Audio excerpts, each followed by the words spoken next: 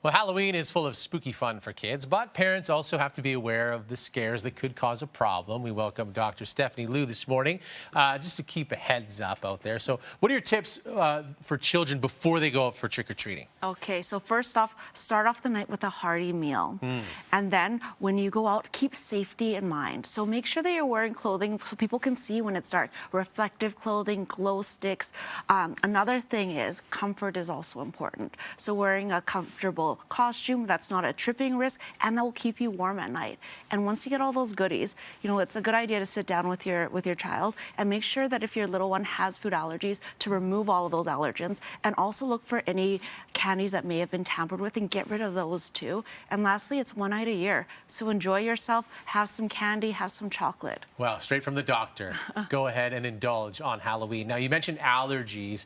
What are some of the common things that people should just be aware of as they're going through the candy bag? Yeah, so it's important to be aware of food allergies because two common food allergens are peanuts and tree nuts, and those are really out and about on Halloween night. So first, be aware of what symptoms of food allergies are. So one, swelling, itchy rashes known as hives, sometimes tummy upset, and the one that people are most scared of is something called anaphylaxis, and that's life-threatening. So if you think you're having anaphylaxis, seek immediate medical attention and immediate treatment, which would be an EpiPen. Now, this is an interesting one. It's a time of the year that a lot of people will throw on a scary movie.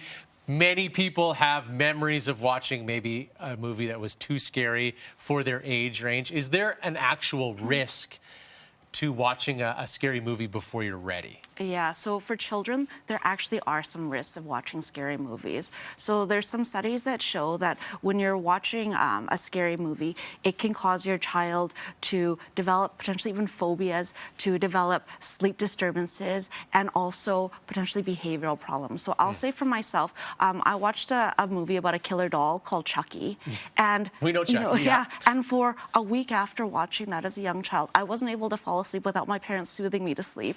And I also had a fear of dolls until I was a teenager. So there can be harms. And additionally, we know that when you're watching scary movies for young children, it can cause them to become angry. It can cause them to become aggressive and even potentially lose some empathy too. So as a parent, what's your move? Because kids want to watch these movies. It's almost like a rite of passage for some. How do you know when they're ready for it? Yeah, so I always, for my kids, there's a resource called Common Sense Media where it says, you know, what the age recommendations are and what the risks and benefits of watching the shows are.